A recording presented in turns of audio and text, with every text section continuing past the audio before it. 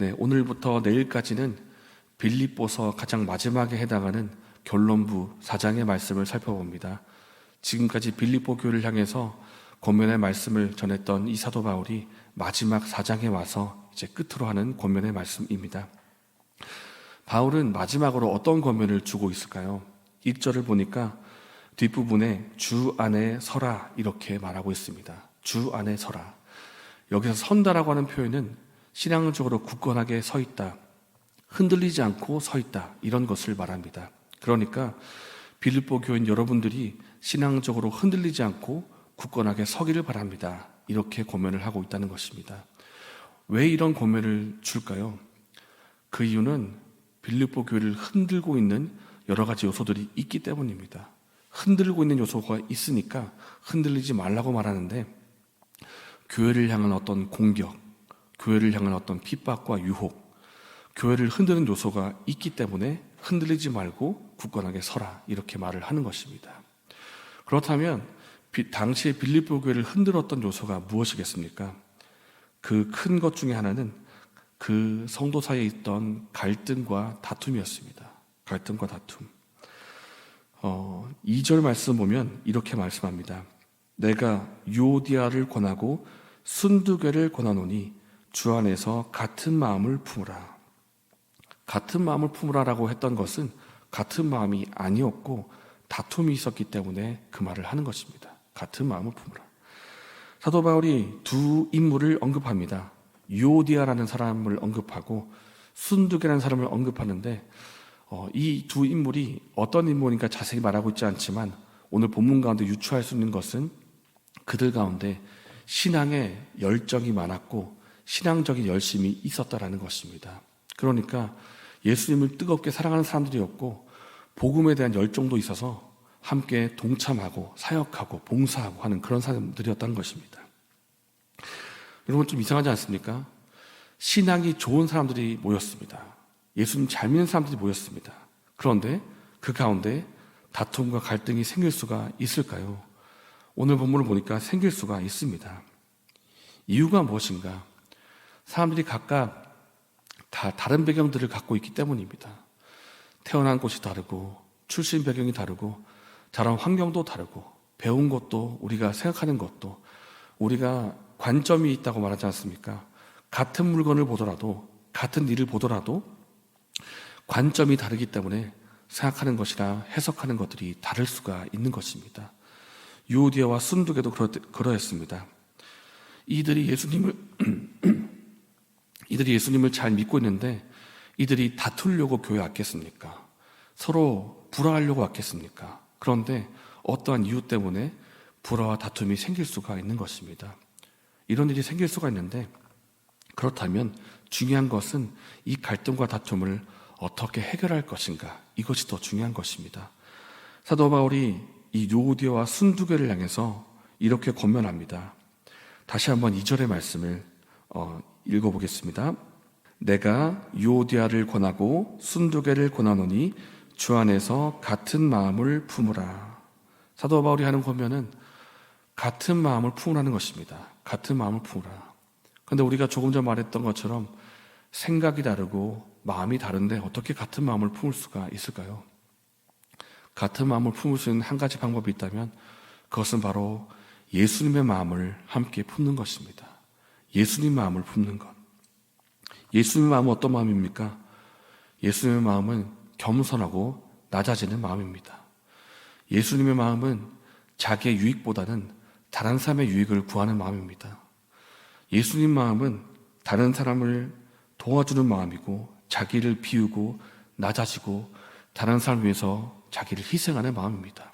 그리고 하나님 말씀 앞에서 죽기까지 복종하는 마음이 예수님 마음입니다. 우리 중에 누가 불화하고 다투고 갈등하는 것을 좋아하겠습니까? 아무도 없을 것입니다. 그러나 우리가 신앙생활 하다 보면 그런 일들이 생길 수가 있습니다. 중요한 것은 이 다툼과 갈등을 어떻게 해결할 것인가, 이것이 더 중요합니다. 우리에게 예수님의 마음이 필요합니다. 하나님 앞에서 나를 낮추고 다른 사람의 유익을 구하는 마음. 다른 사람이라면 어떤 마음을 품을까? 그럴 수도 있겠다. 상대방의 입장에서 한번 생각해보고 이해하려고 노력해보고 예수님의 마음으로 상대방을 품으려고 하다 보면 그 사람을 알게 되고 이해하게 되고 더 나아가서 사랑할 수가 있게 된다는 것입니다. 우리가 서로 각자 예수님의 마음을 함께 품는다면 우리의 마음은 결국 한 마음이 될 것이고 우리 안에 생길 수 있는 갈등과 다툼을 해결할 수가 있게 될 것입니다. 예수님의 마음을 함께 품는 은혜가 저 여러분에게 있기를 예수님의 이름으로 축복합니다. 빌립보 교회가 굳건히 서기를 바랬던 바울의 첫 번째 권면은 같은 마음을 품고 갈등과 다툼을 해결하라라는 것이었습니다. 두 번째 권면은 그 외에도 사실 오늘 본문 가운데 여러 가지 권면이 있지만은 오늘 이 시간에 살펴볼 두 번째 권면은 염려하지 말라는 것입니다. 염려하지 말라. 함께 6절과 7절의 말씀을 읽겠습니다. 아무것도 염려하지 말고 다만 모든 일에 기도와 간구로 너희 구할 것을 감사함으로 하나님께 아뢰라. 그리하면 모든 지각에 뛰어난 하나님의 평강이 그리스도 예수 안에서 너희 마음과 생각을 지키시리라. 아멘. 염려하지 말라고 말씀합니다. 그런데 우리가 염려하지 말라는 이 말을 듣자마자 대번에 나오는 생각이 있습니다. 강도사님, 저도 염려하고 싶지 않습니다. 저도 염려하고 싶지 않고 염려거리가 없기를 바랍니다. 그런데 염려가 되는 건 어떡합니까? 나도 모르게 염려가 되고 걱정거리가 있는 건 어떡합니까? 이것이 우리의 솔직한 마음일 것입니다.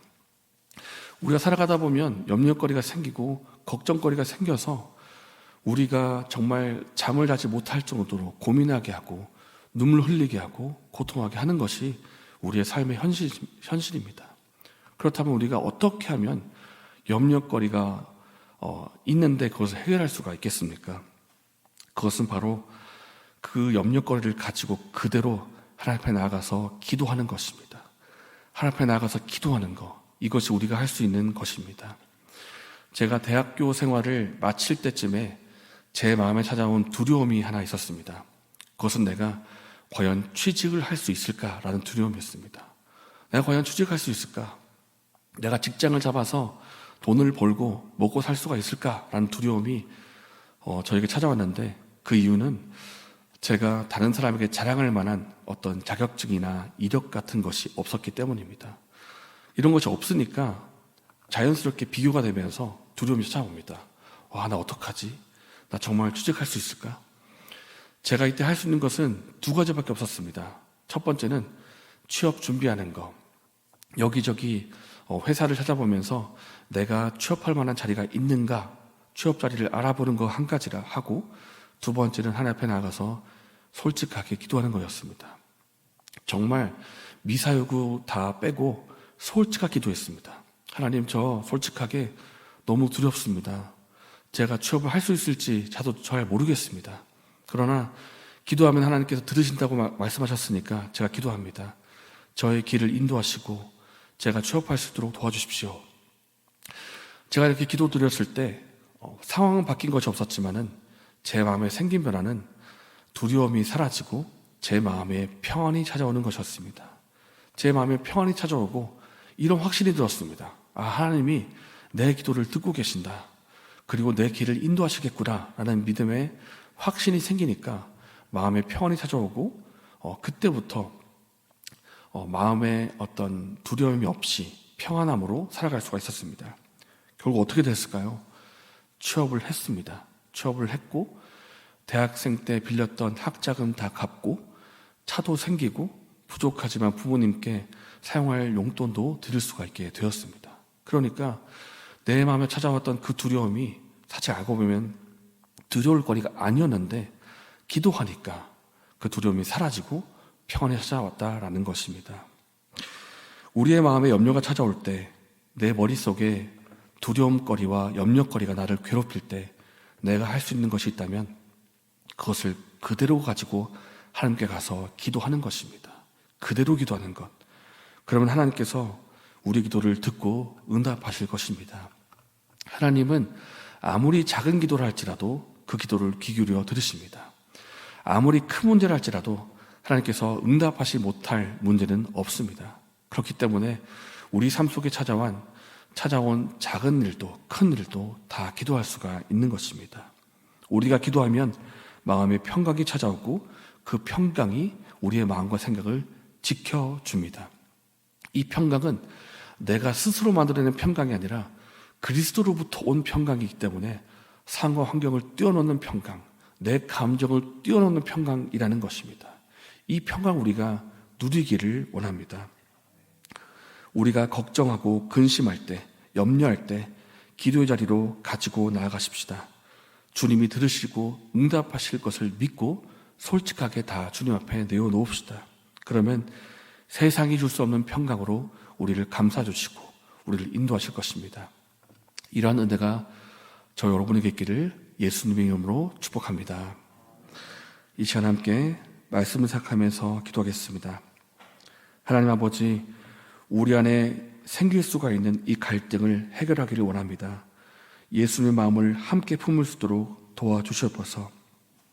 자신의 마음을 낮추고 나의 유익을 고집하기보다는 상대방의 유익을 생각하고 상대방의 입장에서 생각하고 품을 수 있는, 그리고 하나님 뜻에 순종하는 마음을 우리에게 허락하여 주시옵소서. 우리의 삶에 찾아오는 염려거리를 기도로 바꿀 수 있도록 도와주시고 기도하게 하여 주시옵소서. 기도 가운데 주시는 주님의 평강을 누리게 하여 주시옵소서. 이렇게 기도하시고 개인적인 제목으로 기도하신 후에 자유롭게 돌아가시겠습니다.